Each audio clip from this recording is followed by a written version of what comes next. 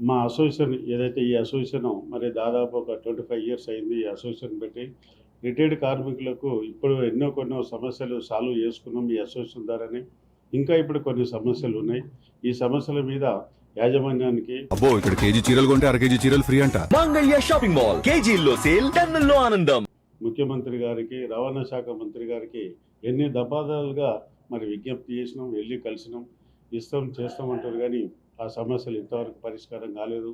మరి చాలా రోజులు వెయిట్ చేసినాం ప్రభుత్వం మీద. మరి ఈ ప్రభుత్వం రావడానికి మరి మా అసోసియేషన్ తరఫున చాలాసార్లు మరి మా అన్ని ఉమ్మడి జిల్లాలలో మా కార్మికులకు చెప్పినాం, కాంగ్రెస్ ప్రభుత్వానికి ఓట్లేయండి, ఆ క్యాండిడేట్లను గెలిపించండి. నిన్నగాక మొన్న జరిగిన ఏది మున్సిపల్ కానీ గ్రామ పంచాయతీ ఎన్నికల్లో కూడా మా అసోసియేషన్ తరఫున కూడా మేము మా కార్మికులకు తెలియజేసినాం. ఎందుకంటే పోయిన ప్రభుత్వం మాకు కొంత అన్యాయం చేసింది కాబట్టి ఈ ప్రభుత్వం అన్న న్యాయం చేస్తుందని అనుకుంటే అంతకంటే ఎక్కువైపోయింది, చాలా ఇబ్బందులు. ముఖ్యంగా మాకు రావాల్సినవి 2013 పిఎఫ్ బకాయిలు ఏవైతున్నాయో అది యాజమాన్యము మరి పిఎఫ్ కంట్రిబ్యూషను మరి బర్కత్పుర పిఎఫ్ కమిషన్ చెల్లించాలి. 2013 2017 21 పే రివిజను ఏదైతే మా ఆర్టీసీలో 4 సంవత్సరాలకు ఒకసారి పే రివిజన్ అవుతుంది. అది రిటైర్డ్ అయిన తర్వాత మాకు రావాల్సిన బకాయిలు సర్వీసులో ఉన్న వాళ్ళకి అమలు చేశారే కానీ మరి 17కు సంబంధించి 21 చేశారు కానీ రిటైర్డ్ అయిన వాళ్ళ కార్మికులు చేయలేదు. మరి 17 అంటే దాదాపు 9 సంవత్సరాలు దాటిపోయింది. ఎంతోమంది చనిపోయారు. మరి పిల్లల పెళ్ళిళ్ళు అనుకోండి, లేదా ఇల్లు కట్టుకోవడానికి అండి, కుటుంబ సమస్యలతోటి ఎన్నిసార్లు ఇవన్నీ విషయాలు రిక్వెస్ట్ చేసినాం, విజ్ఞప్తి చేసినాం. మరి ఎన్నిసార్లు చెప్పినా కూడా మరి యాజమాన్యం కానీ ప్రభుత్వం దాని మీద నిమ్మకు నీరెత్తినట్టుంది. గత్యంతరం లేక మేము అన్ని రీజనల్ హెడ్ క్వార్టర్స్లో తెలంగాణ జిల్లాల్లో అన్ని ఆర్ఎం ఆఫీసుల ముందు నిరసన తెలియజేసినాం. వాళ్ళకు మెమోరాండం ఇచ్చినాం, అయ్యా ఈ సమస్యలు ఉన్నాయి మరి సాల్వ్ చేయని. అయినా కూడా చేయకపోతే మరి ఈ నెల 15వ తారీఖు నాడు ఏదైతే ఉమ్మడి మొత్తం తెలంగాణలో రాష్ట్ర కమిటీ, జిల్లా అధ్యక్షుల, కార్యదర్శుల సమావేశం ఏర్పాటు చేసి ఈ సమస్యల మీద ఆగస్టు 3వ తారీఖు లోపల మా సమస్యలు పరిష్కారం కాకపోతే చలో బస్ భవన్ దగ్గర మరి నిరసన తెలియజేసి యాజమాన్యానికి మెమోరాండం ఇస్తామని నిర్ణయం చేసినాం. అందుకని అన్ని జిల్లాలు, ఉమ్మడి జిల్లాలు తిరుగుతున్నాం ఈరోజు. అందుకే ఇక్కడ మా జోనల్ గౌరవాధ్యక్షులు పెద్దలు రమణ గారి ఆధ్వర్యాన మరి సమావేశం ఏర్పాటు చేసినాం. ఈ సమస్యలు ముఖ్యంగా మరి 17, 21 పే రివిజన్ రావాల్సిన అమౌంట్లు అవి మరి చాలా రోజుల నుంచి పెండింగ్ ఉన్నాయి. కనీసమైనా మరి ఇప్పుడు మహాలక్ష్మి పథకం ద్వారా మాకు ఇన్ని కోట్లు లాభం ఉంది, ఆర్టీసీ ఇంత ఓవర్ వచ్చిందని చెప్తున్నారు. మేము డబ్బులు అడిగేసరికి మా దగ్గర డబ్బులు లేవని చెప్తా ఉన్నారు. మరి ఏది కరెక్టు, ఏది అబద్ధము, ఏది నిజము మరి మంత్రి పొన్నం ప్రభాకర్ గారు చెప్పాలి అసలు. మరి మాకు లాభాలు వచ్చినాయి అంటాడు, మరి ఇక్కడ డబ్బులు ఏంటంటే డబ్బులు మా దగ్గర లేవంటాడు. మరి ఎన్నిసార్లు విషయాలు చెప్పినాం సార్, ఇట్లా అంటున్నాం అంటే అది అడగొద్దు మీరు అంటారు. సరే ఏది ఏమైనప్పటికీ మాకు 2017కు రావాల్సిన బకాయిలు 21 చెల్లించాలనేదే మా ముఖ్యమైన ఆర్థికమైన డిమాండు. ఈరోజు మాకు ఆరోగ్యరీత్యా తార్నాక్ హాస్పిటల్ అయితే ఏదైతే ఉందో ఇద్దరికి ఎంప్లాయీకి, భార్యాభర్తలకి ఇద్దరికి 2 lakhs ట్రీట్మెంట్ ఉంటుంది. ఆ 2 lakhs అయిపోతే మళ్ళీ లేదు, ఇక జీవితాంతం బతికిన రోజులు వేరే తెలియదు. ఇప్పుడున్న ఆ ట్రీట్మెంట్కి సంబంధించి కూడా బీపీ టాబ్లెట్లు, షుగర్ టాబ్లెట్లు, కనీస వసతులు లేవు. ఒక ఓపీ టికెట్ తీసుకోవాలంటే దాదాపు 2 గంటలు, గంట సేపు నిడవలసి వస్తుంది. అందుకని మేము యాజమాన్యాన్ని రిక్వెస్ట్ చేస్తున్నాం. ఇప్పుడు గతంలో మేము చెప్తే అలా కౌంటర్లు పెట్టారు, కానీ ఇప్పుడు కూడా మరి టాబ్లెట్స్ కానీ, మందులు కానీ, ట్రీట్మెంట్కి సంబంధించి డాక్టర్లను పెంచడం, అక్కడ స్టాఫ్ను పెంచడం, మరి మెడిసిన్స్ కూడా అన్ని జిల్లా హెడ్ క్వార్టర్స్లో ఉన్న హాస్పిటల్ కానీ, తార్నాక్ హాస్పిటల్ కానీ సప్లై చేసి మరి మాకు ఆరోగ్యాన్ని కొంత సహకరించాలని మేము విజ్ఞప్తి చేస్తూ ఉన్నాం. అలాగే రాష్ట్ర ప్రభుత్వానికి మరి విజ్ఞప్తి ఏంటంటే ఆసరా పెన్షన్, వైట్ రేషన్ కార్డు కూడా మేము ఇమ్మని అడుగుతున్నాం.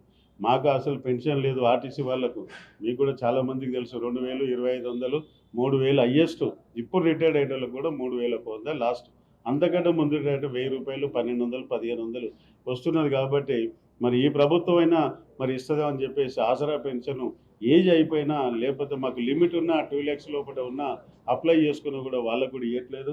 అందుకని మేము అడిగేది ఏంటంటే ఆసరా పెన్షన్ మాకు రిటైర్డ్ అయిన కార్మికులకు కల్పించాలని, వైట్ రేషన్ కార్డు ఇవ్వమని కూడా అడుగుతున్నాం. వైట్ రేషన్ కార్డు ఎందుకు, మేము బియ్యాన్ని గురించి కాదు, వేరే కాదు.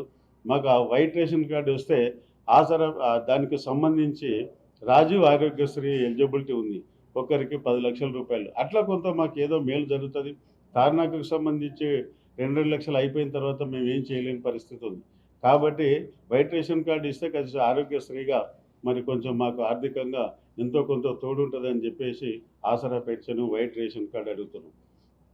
తర్వాత ఈ ఏదైతే తార్నాకకు సంబంధించి గతంలో చాలామంది కొడుకుల మీద ఆధారపడో కూతుర్ల మీద ఆధారపడాలో సభ్యత్వం తీసుకోలేదు. ఇప్పుడు మళ్ళీ అడుగుతున్నాం సార్. ఇప్పుడు దాన్ని 25,000 ఉండే, అప్పుడు 15,000 ఉండే, 10,000 నుంచి 35,000 చేశారు, ఇవాళ 50,000 చేశారు.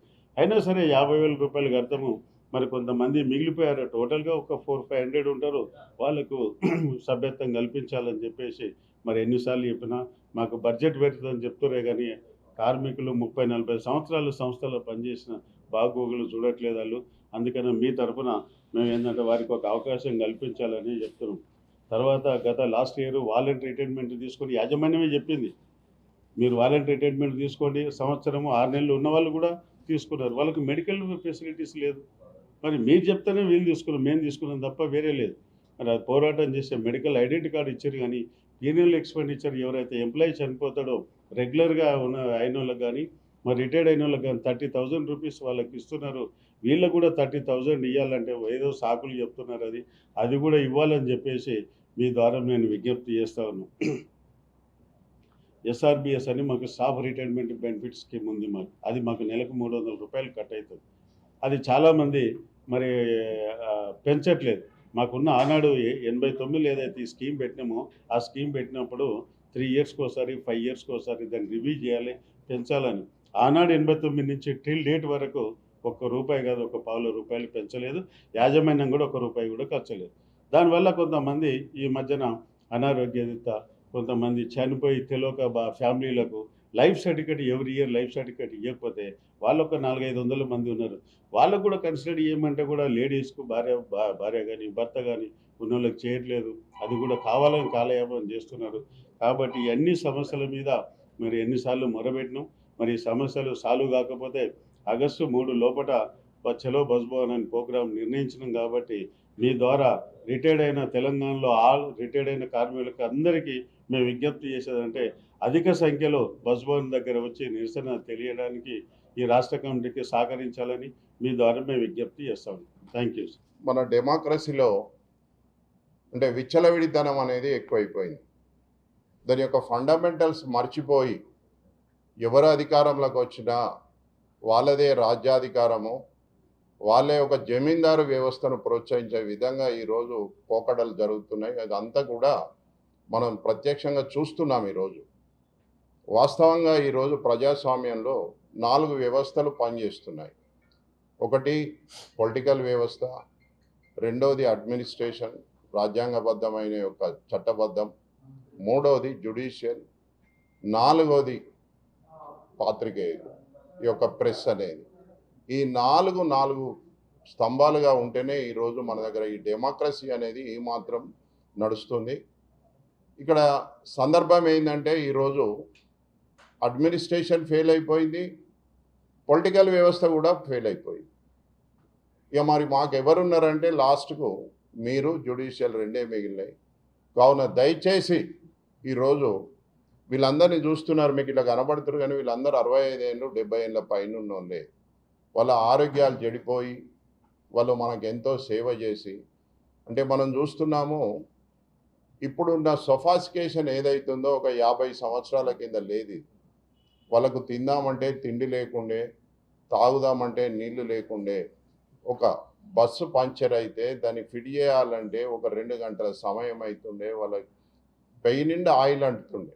అంటే దీని అర్థం ఏంటంటే వాళ్ళు గ్రీసు, ఆయిల్, డీజిల్ ఇవన్నీ తాగి ఈరోజు ప్రజలకు సేవను అందించి మన రాష్ట్రాన్ని, మన దేశాన్ని అభివృద్ధిలో వాళ్ళ భాగాన్ని వాళ్ళు నిర్వర్తించిర్రు. కానీ ఈరోజు ఏం జరుగుతుంది, ప్రభుత్వాలు మాత్రం బాధ్యతారహితంగా ప్రవర్తిస్తున్నాయి. ఒక కామన్ మ్యాన్ అంటే పొద్దున లేస్తే వాళ్ళు బతకాలి, మన సమాజంలో జనజీవన స్రవంతి నడవాలంటే ఆర్టీసీ చక్రాలు. మరి ఆ ఆర్టీసీ చక్రాలను మోసే ఈ ఉద్యోగస్తులను ఇంత ఇబ్బంది పెట్టడం అనేది ఇది పద్ధతి కాదు. ఇదే విధంగా వాళ్ళకి ఇవ్వాల్సిన పాపం ఎప్పుడు పే రివిజన్ అవుతుంది, అది 2017లో చేయాల్సింది 2024లో అంటే 7 ఏళ్ళ తర్వాత పే రివిజన్ చేసిరు. అది కూడా ఈ 7 ఏళ్ల ఇంట్రెస్టే రూపాయికి రూపాయి అవుతుంది. మీరు చూస్తున్నారు కదా, ₹1 పెడితే 7 ఏళ్ళకి ఎంత అయితే ₹2 అవుతాయి. ఈ 7 సంవత్సరాల వ్యవధిలో వాళ్ళను ప్రభుత్వం ఎంత నష్టపరిచిందో మీరు ఆలోచించండి. అదేవిధంగా ఇంకొక పే రివిజన్ కూడా 17లో కావాల్సింది మనకి ఎప్పుడు 21లో కావాల్సింది 26లో పే రివిజన్ చేసి, అంటే 5 సంవత్సరాలు. ఇదేమో 7 సంవత్సరాలు, అదేమో 5 సంవత్సరాలు. మరి ఈ 7 సంవత్సరాలు, ఈ 5 సంవత్సరాలు వాళ్ళు ధనవంతులు కాదు. పాపం వాళ్ళు రోజు పని చేసుకొని వస్తే వాళ్ళ భార్య బిడ్డలను ఎంతో కొంత చదివించుకొని ప్రయోజకులు చేసిన ఈ ఉద్యోగస్తుల యొక్క ఈ ఇచ్చే డబ్బులు కూడా మనం ఇవ్వకుండా లేనిపోని ఆర్భాటాలకు పోయి అనవసరపు ఖర్చులు పెడుతూ మరి ఈ రాజకీయంగా మరి ఎవరు దీనికి బాధ్యులు? అడ్మినిస్ట్రేషన్ వాళ్ళను గత మార్చిలో ఎండి గారిని మరియు పొన్నం ప్రభాకర్ గారిని ఏప్రిల్లో కూడా మేలో కూడా అంటే నెలకొకసారి కలవడం జరిగింది.